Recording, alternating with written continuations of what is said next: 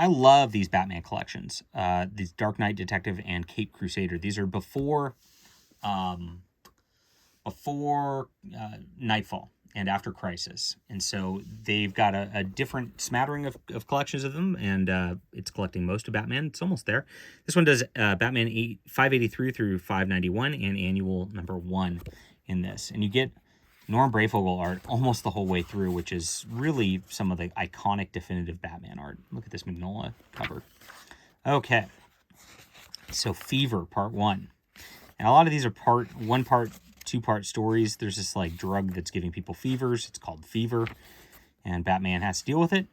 I've been reading a lot of like ventriloquist books lately, but he's kind of the guy in charge of this at this point. Look at the art. Just wonderful, wonderful 80s fair Batman, which is, it's on the darker side compared to like, of course, the 70s and 60s, but compared to today, it's not. And so it's just kind of, this is that happy medium, I think, where you get a little angry, dark Batman, but like he's actually still solving things. So he ends up solving that crime and, of course, getting rid of fighting the ventriloquist and winning in this 2-parter. And then it goes to the next story. The Rat Catcher. This was maybe my favorite one. The Rat Catcher has all these prisoners. Turns out they are like prison guards and judges that put him into prison, and he went psycho. And he can control all these rats down in the sewer. And so they start like eating people who come down there searching for these prisoners. Like, and one of the prisoners gets eaten by all these rats. Batman even almost gets eaten by the rats. Pretty horror stuff. Very cool though. And Wagner and Grant are the ones who write all this, by the way. And not Matt Wagner. It's Alan Grant. Who's the current Wagner? Who's the older Wagner? John Wagner, not the Grendel guy. This is a cool story, and eventually Batman does finish him off with by lighting all the rats on fire. It's pretty awesome. Cool stuff. That was probably my favorite story in here. Again, just like, this is iconic Batman. I really think Brayfogle does a lot. This one, it starts out with a like, it's got this like DJ talking all the way through it. Batman busts up this drug shipment, and at the end of the issue, this guy like falls into some toxic waste. Then he becomes the Corrosive Man over the next issue, and everything he touches corrodes. And Batman like has trouble dealing with him, and eventually like neutralizes his acid with another compound. And it turns out there's some bad guys behind some assassination attempts and things like that, and it all gets dealt with. Oh, this is a 3-parter. Okay. So in this one, there's the Corrosive Man still. Here's their little bad guy. He's not an actual devil. He's wearing a mask. But he is, of course, managing all the drug shipments, you know, and he has his like Bond-level villain acid pits he's throwing people into and all that. Batman deals with him over this too, and the Corrosive Man.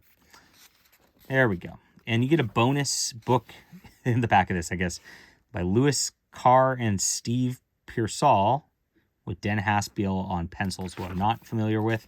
It's a little stiffer of work, but it is a backup story. And it's a fun little backup story, actually. Poison Ivy has a boyfriend with metal hands. I don't like the art. The art's pretty bad on this one. But she eventually gets caught by the Batman and all that. Annual is Fables Part 1, and this is Denny O'Neil. And I found out that Part 2 is the Green Arrow, Part 3 is the Question. And there's this, like, ancient, like, Zen master who comes back and he wants to tell Batman something. And he does, and it's, like, kind of, like, weird information. Talia al Ghul and Ra's al Ghul are in the middle of this weird conspiracy also. The Penguin's involved. There's the Question who shows up. I don't think the Green Arrow shows up in this issue. But Batman gets this information, and she's like, "You'll have to do a favor for me if this is useful to you." And then she gives him this like riddle, and he's like, "Yeah, that's not useful to me. What are you talking about?" And here's the Penguin getting into these like drug shipments, which are gonna kill people. Lots of cool action. Talia al Ghul, there she is. She tries to woo Batman's love again through the course of this. And then eventually he does determine the information's useful, and that ends. So only that part's in here. The 3 stories are collected in the question omnibus, which I just got. So I'm actually going to go read the other 2 because of that. So if you want to read that whole story, that's where they're at. Back to Norm Brayfogle and the main Batman line here. Batman goes to London. I always wonder about like going to London, like, you know, and things like that. It's like these superheroes are dealing with international law. But Batman tracks a guy there because he did a sort of Muslim suicide bombing, which you can't write those today. But he got diplomatic immunity for it. So Batman goes to England to just kind of just like really mess with him. Now, it's interesting because it's like, how are you going to get justice? Because you can't bring him into American system because he's got diplomatic immunity. Well, the guy falls out of a window by himself and dies. And Batman's like, oh, I guess that's okay.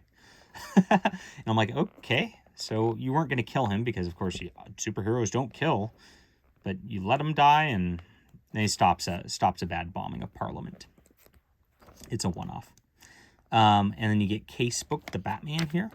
And this one has to deal with this, like, Aborigine guy who shows up, and there's some, like, old Aborigine relic which was stolen, and he wants to get it back, and he's kind of like an anti-hero. And he's throwing boomerangs and stuff. It's awesome.